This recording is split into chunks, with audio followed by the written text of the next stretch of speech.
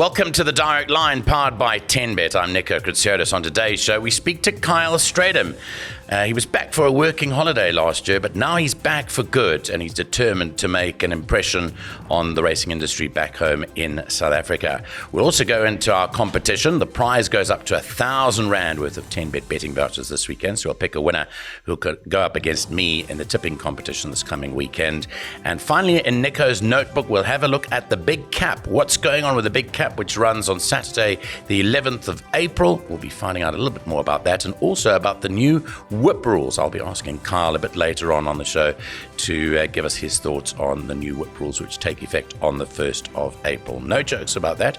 They are changing on 1 April. That's all coming up on the Direct Line, powered by 10Bet.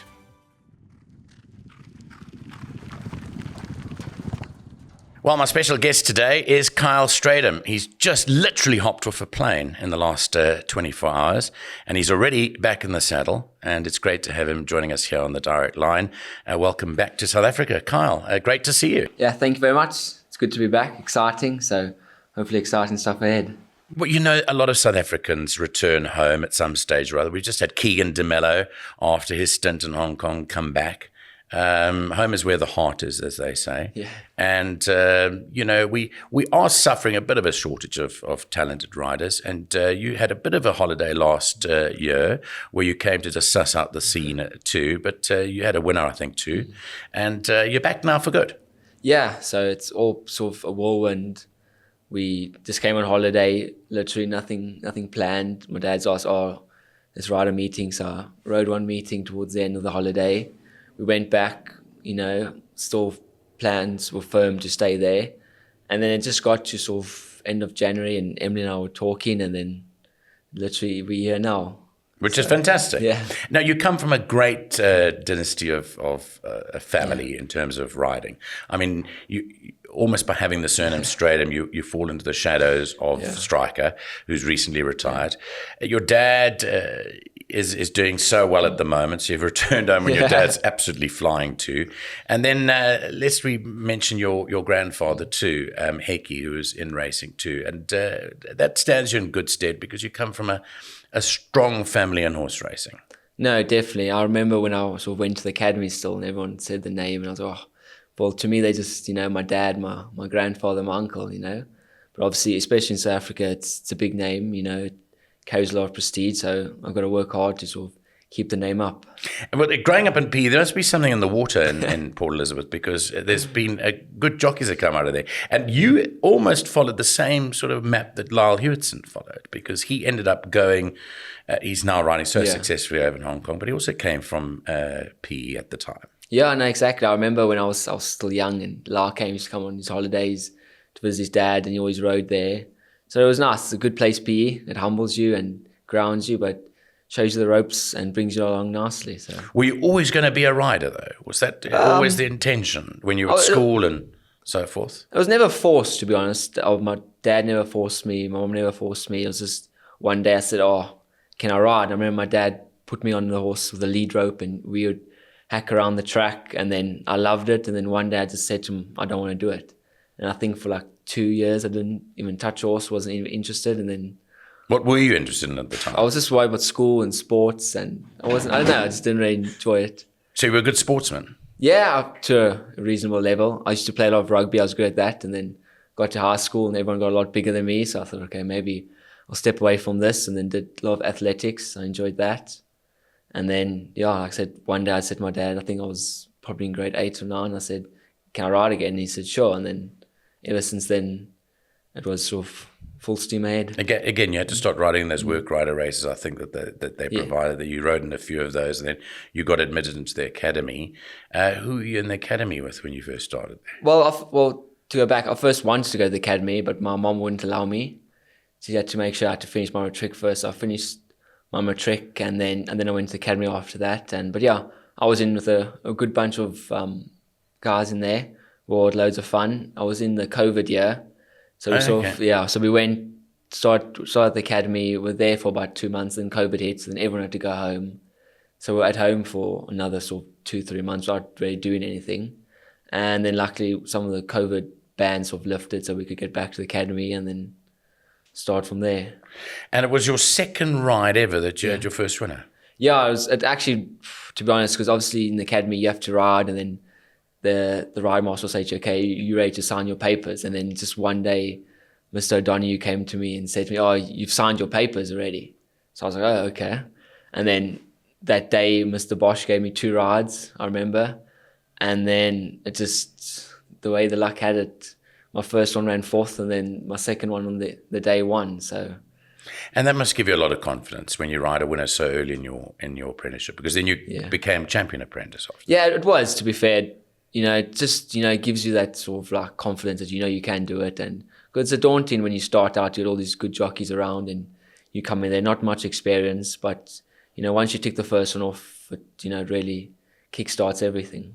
Has Striker been a great help to you? Yeah, to be fair, I was actually on the phone with him the other day asking me, I said, now I'm back in here, let me pick your brain, because, it's difficult to pick his brain, but he's got so much in there. So I'll Absolutely, ask him. Yeah. I'm sure when you get riding fully into stride here, excuse the pun, he'll be on the phone to you saying, giving you a piece of his advice. But just going back to your time now when you decided to leave, what was the motivation for you deciding to leave South Africa? It was mixed. I was young. I was up with Emily, and like Pierre always said, it's the best thing you can do is to go abroad and travel and, learn different styles of racing. And I'd come out of the academy, and Emily was in the UK, and we decided, let me give it a go. Like, I've nothing to lose, can only gain. So I went over there, and it was a real good experience. Everything's completely different to what we do here, but I've come back and I've learned so much in the last few years. So in that regard, I think I've honestly become 10-time better rider now. Yeah, absolutely. I just couldn't believe how tall you were. That's got to be an issue, because it's got to be. I mean, Callan Murray came back from Australia, and we couldn't believe how tall he had got. But having said that, he's done really well since he got back.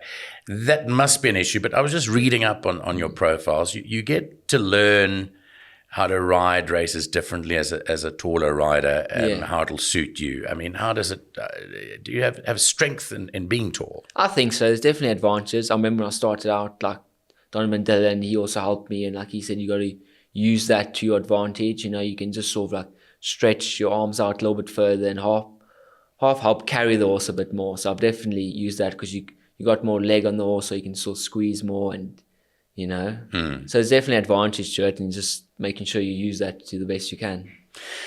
And what weight are you riding? Well, what weight will you start riding at? Because I see you've already started picking up rides in Joburg this week. Yeah, my agent, Vicky Lorena, she's done well. Only landed yesterday, and she's already got me two, 3 rides, so that's great. I just said, because obviously the weights are a lot heavier in the UK. Like, we're riding weights, I think if you change over, there's days where I'm riding like 64, and, and that's relatively normal. So I'm just starting at 58 for now. I'll just ease back into it. Don't want to sort of stretch myself too much, but yeah. And you're going to be based here in Gauteng in Johannesburg initially, with the intention hopefully of going up and down to PE too. Yeah, so obviously you got the connection in PE, so I always go down there, and then hopefully I can expand and go to Durban again. And do you like riding at any particular track? I mean, when you did all those, when you were an apprentice, you obviously had to do. We have got a lot more apprentice races nowadays. But as apprentices, you would have travelled the country. Do you have any particular preference to riding on any particular track? No, when I was an apprentice, we only really had apprentice races in Durban and at the Vaal. So always used to go to the Vaal, which is, it's nice now to see that they've really sort of helped the apprentices go to PE, go to Cape Town, and it just helps them, because I think it's a good sort of shot where it gets the young guys to experience different tracks and learn more. But personally for me, I like Turffontein. I haven't been there much, but I think it's a lovely track. Now, when you go down to PE, and I know Tilly and I know Heki, I mean, they just, I mean, she messages me all the time. I mean, the race that you won for your dad when you were here on holiday last year, we actually tipped on this particular show. So we were pretty happy that you won on that. It's all about the family there, and they give you as much assistance as they can from their side. That you're hoping will continue throughout your career. But what does it mean for you to go back to PE and ride at Fairview? Oh, it's very special, to be honest, because obviously it's where I started. Like, I think it was the 15th of this month, I had my first work rise race there, like 5 years ago. 6 years ago. So it's nice because where I grew up, where I learned everything. It's always nice to go back, especially when I ride for my dad. It's always nice because, me and him always, butt heads a bit, but it's nice when it comes together and we can ride. I can ride. Have you got other siblings? I've got one sister, yes. Okay. And is she interested in the No, racing? not really. Not at all. She's a teacher, so completely different. And Emily, your partner, her dad is Dylan Kuna. Yeah, she's also racing dynasty. And she also comes from a racing family. So from Dylan's side, I mean, you went over there and you rode quite a bit out for Dylan, didn't you? Yeah, I did. He was a great help, supported me loads. So, I had a lot of nice winners for him and we had a lot of luck together, I would say. So that was good. We had quite a few winners last year and yeah. I'm looking at your stats there. You rode a 10% winning strike rate, 25 winners, 246 rides, 84 places. You did really well, and you obviously it's quite difficult to ride everywhere there because there's a lot of traveling involved. Yeah, it's by car. Yeah, it's very tough there. You riding out in the morning, you can ride 4 horses, but because you have to ride them out from the yard and walk them there, you start sometimes 6 o'clock and only end at 12 o'clock. And then you drive to races, which is 2-3 hours away. If you go to a race course where you drive under 2 hours, that's a bonus. So it's definitely a different lifestyle, because there's also so many tracks. I think it's like 58 tracks in the UK. So it's a lot of racing, but it's good. How does it work then in terms of getting the rides? Do you work through an agent or do you have to go and ride as much work as possible and get to know everyone around there? They also, you have an agent, but it's a little bit harder because you've got... Like in the winter, you have maybe one meeting on a day and you've got easily 500 jockeys in the whole of UK. So you've got to really have your connections or your bases where you ride out for in the morning.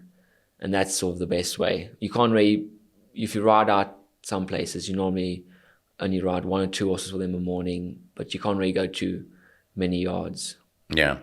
And then the horses that you rode, any feature race winners, any big race, or any winners that stand out for you that you'll remember and have kept on following? I had a small feature at the one called Brighton, but when I first went there, it was great. I had a ride in sort of the biggest handicap where it was like £500,000. It was a big race and it was one of those where if you win, you're into the Melbourne Cup. Okay, yeah. So I ran 4th, a little unlucky 4th, but like Frank du Toit was in that race.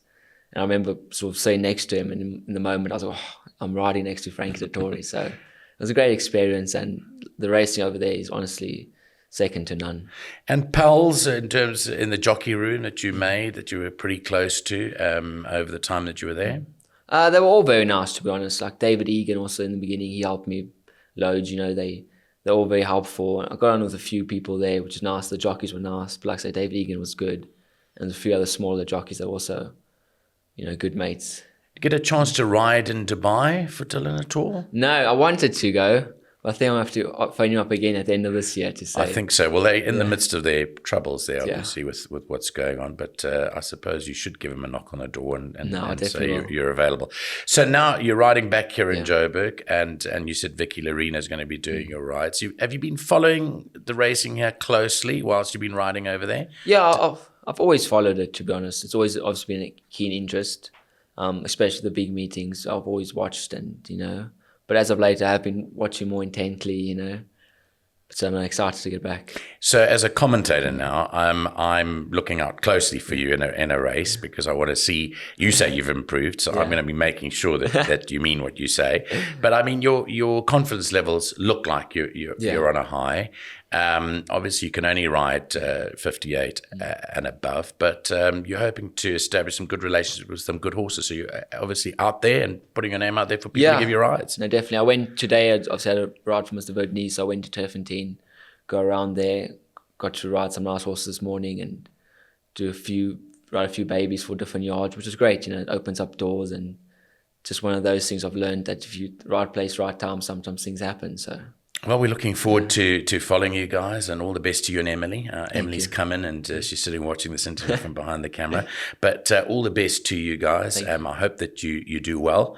I've no doubt you'll do well, coming from the lineage that you come from. But we hope to be interviewing you again when you've had some feature race winners down definitely.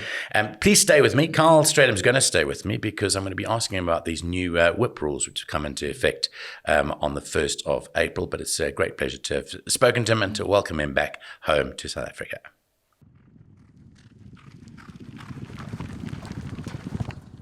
Well, thanks to my special guest, Kyle Stradham, and that was the interview that opened up today's show. Now it's time for our competition. Last weekend, there were no winners, and unfortunately for Submission Naika, he didn't manage to out-tip me. In fact, we ended up with 0 out of 3 each. We tipped at the Hollywood Bet Scottsville meeting on Sunday last weekend, and I went for 3 horses, Actor, King Pels, and Serengeti Sun. None of them won. And Submission went for Master de Rouvray, Captain Ventura, and Lunch Money, and none of them won. So he equaled me, which means that the prize rolls over to this week. We increased the prize from 500 Rand up to 1,000 Rand worth of 10-bet betting vouchers. Right, we've got all the names over here in our special 10-bet packet, and we're going to find out in this lucky packet who's our winner for this weekend, and then we'll find out which race meeting they're betting on and what races they're going to tip on. So here is the winner, and thanks to all of you for putting in your entries. Just to remember that if you want to take an entry, all you have to do is send your name and your mobile number to our email address. It's the direct line SA, that's one word, the direct line SA @gmail.com, and all you do is send your name and your mobile number, and we will then contact you to tell you whether you're a winner or not. Right, here's the winner. Let's open up our sheet, and it is David Munasamy. David Munasamy, congratulations to you, David. You are the winner to contest the prize of 1,000 Rand worth of 10-bet betting vouchers for this weekend. And we're going to find out which race meeting you're going to tip on. Now, there are 3 race meetings this coming weekend. Let's just find out which ones they are. I've got the sheets over here. We've got Turffontein on Saturday. We've got Durbanville on Saturday, and then on Sunday we've got the race meeting at Greyville. So there are 3 race meetings that we're going to be trying to tip on. So it's either Saturday or Sunday, and well done to you, David. I'm going to pick out the winning. Let's just roll these up and put them in over here. I'm just going to have some poetic license here and ask one of my production staff just to come on and pick one out the hat for us over here. Which race meeting is it? Thank you very much. And it is the race meeting at the Big T, Turffontein on Saturday. So I'll be tipping at Turffontein on Saturday, David. And you and I will go head to head. Now, the interesting one is how many races there are at Turffontein on Saturday, because that will then determine which races we tip on. So I'll just go to my phone over here and we'll just check how many races there are at Turffontein. David, you'll either get the odd numbers or the even numbers. So what we do in this competition, we tip on the last 6 races of the day. So if you get the even numbers, you'll obviously tip on the even-numbered races. And on Saturday at Turffontein, the fields have just come out, and there are a total of 9 races. So 9 races is the order of the day. So we'll be tipping on races 4, 5, 6, 7, 8, and 9. That's right, 4, 5, 6, 7, 8, and 9. We've got the odds and the evens here, as you can see. Odds and evens. There we go, odds and evens. And they go into the hats over here, and we'll just shuffle them around. And David, this is for you. You will tip on the following. You tip on odds. So for a change, I've got evens, which is a big change because I've never tipped on the even numbers. So you tip on the odd numbers. So you're going, David, for races 5, 7, and 9. And I will tip the even numbers. Obviously, this will be evens over here. And the even numbers will be races 4, 6, and 8. So I've got 4, 6, and 8. And David Munasamy has got 5, 7, and 9. And may the best tips to win. Remember, 1,000 Rand worth of 10-bet betting vouchers up for grabs in this weekend's competition. Stand by. Nico's Notebook is our last segment, and we'll be doing that with Kyle Stradham once again.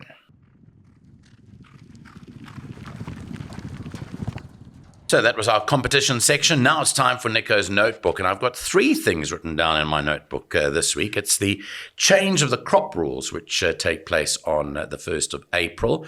The NHA have actually used the month of March as a guidance period to introduce all the riders to the new whip rules, or to the new crop rules, as they say now.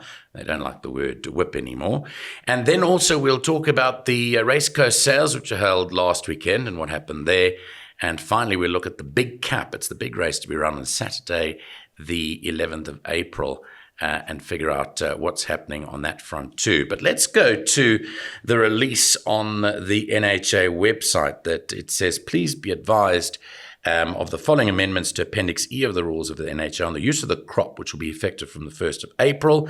An extract of Appendix E with amendments highlighted in red. The crop shall not be used in front of the saddle except when both hands are on the reins when using the crop down the shoulder in the backhand position, which, whilst discretionary, should not be consecutive. These strikes will not count towards the provisions of Guideline M.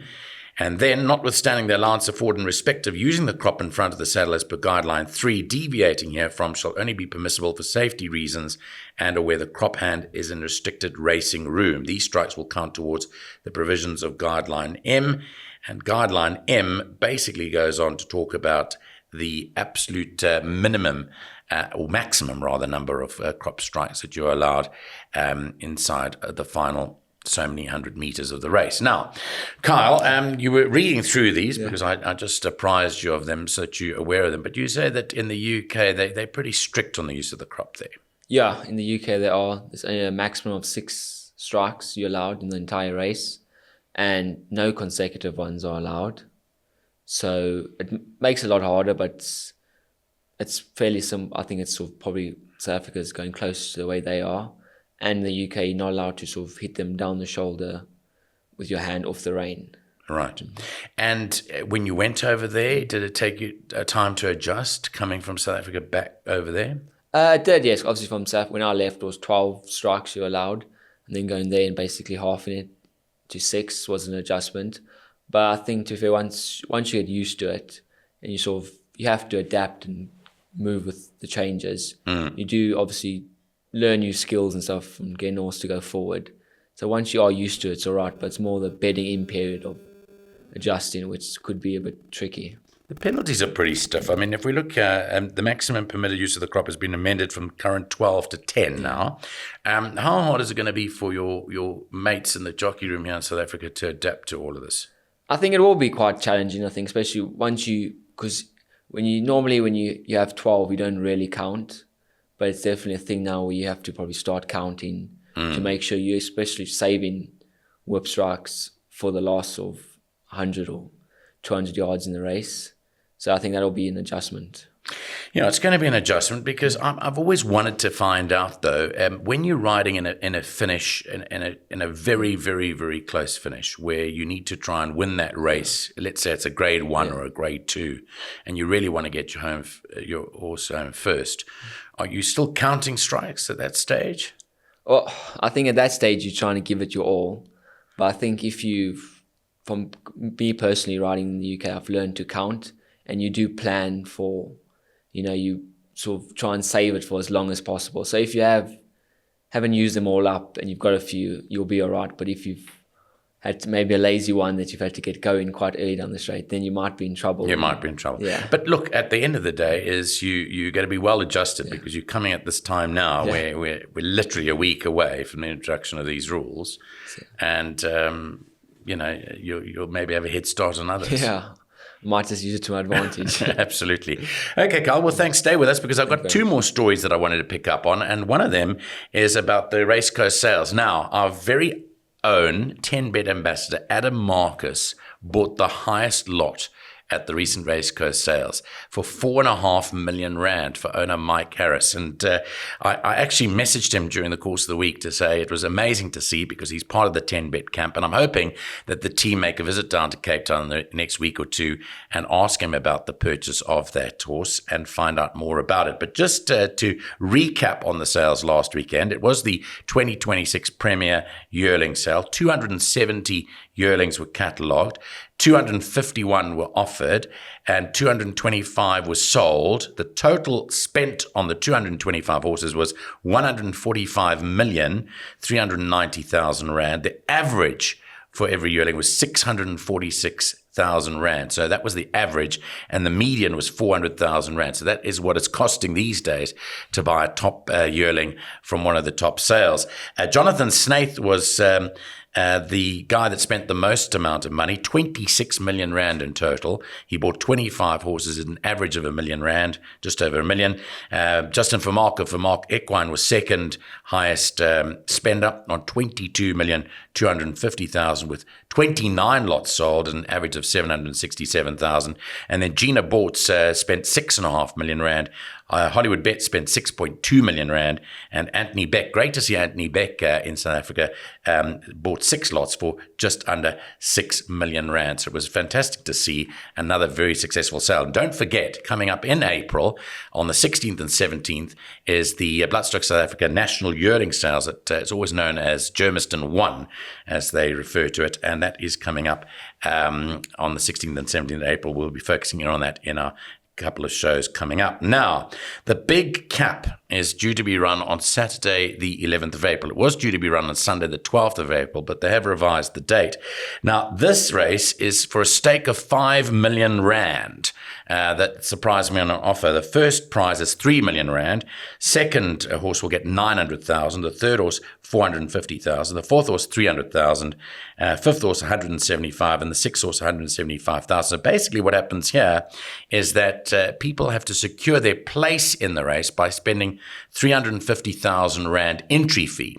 So you've got to spend 350,000 rand to get your horse to be entered, and hopefully you'll end up taking away the 3 million rand. The benchmark of the race is a merit rated 98, which carries 52, and the maximum weight, which Carl will be happy with, the 63 kilograms that could be carried here. There's a sex allowance of 2 kilograms for fillies and mares, and the benchmark may be adjusted upwards and downwards. There's 14 runners to be accepted, plus up to 6 emergency acceptors. And it's due to be run at Hollywood Bet's Gravel over 1,400 meters. Some other points that I wanted to bring out here was the groom of each runner will receive 12,500 rand, irrespective of their particular horse's finishing position, which is great news. And the groom of the winning horse will receive an additional 17,500 rand. Carl will also want to know that the trainers and jockeys will receive 5% each in respect of the prize money, and any additional commissions are at the discretion of the respective owners and in terms of any specific arrangements they may enter into with the relevant trainers and jockeys. So it really is a novelty here in South Africa, these type of races, and we'll be looking forward to seeing who wins that race on Saturday, the 11th of April. Before I go, I wanted to tell you who the top contenders are in terms of merit rating. So Okavango, who won last week carrying as much as 63 kilograms, will probably be carrying the same. He's rated 123, and he is at the top of the pile ahead of Great Plains, who's in second spot. This is according to merit rating. Almond C, third. Taxi to the Moon, fourth. VJ's Angel is fifth. Happy Verse 6th, Just Be Lacquer 7th, Randolph Hurst 8th, Clyboys 9th, Malmesbury Missile 10th, Roland Garros 11th, 12 is Scarlet Heart from the Bronkhorst Yard, 13 Winter Snap, 14 is Kiss Houghton, 15 Musical Score, 16 Vapor Trail, 17 Dumbledore, 18 She's My World, 19 is Talk to the Master, and 20 is Bjorn Ironside. Bear in mind, 14 runners, up to 6 reserve runners, and each of the connections have to pay 350,000 rand to secure a spot as part of the final 14. We're really looking forward to this. It's pretty exciting from where I'm sitting anyway. That will wrap up the show. My special guest was Kyle Stram. Thanks very much for him, for coming in with Emily to our studios, and looking forward to seeing him ride on the tracks here in Johannesburg. That's it for the show this week. All the best to our winning competition winner, David Munasamy. Let's hope that you tip them out the park and do come up against me. Of course, it won't be easy, but let's hope that you'll take away that 1,000 rand. From the whole Direct Line team, thanks for watching, and join us again next week. Bye-bye.